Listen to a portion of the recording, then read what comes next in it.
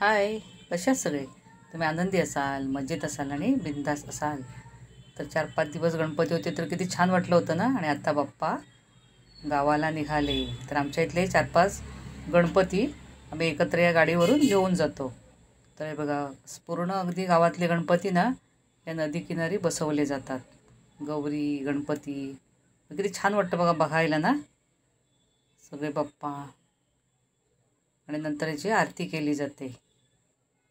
तर किती वेगवेगळे असे छान छान गणपती बाप्पा आणि गौराई.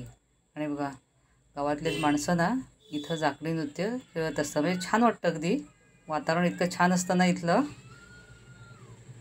तर सगळे अगदी छान नाचत असतात. महिलाही फुगड्या घालत असतात. म्हणजे असं हे वातावरण असतं.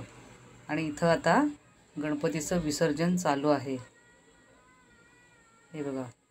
थँक्यू.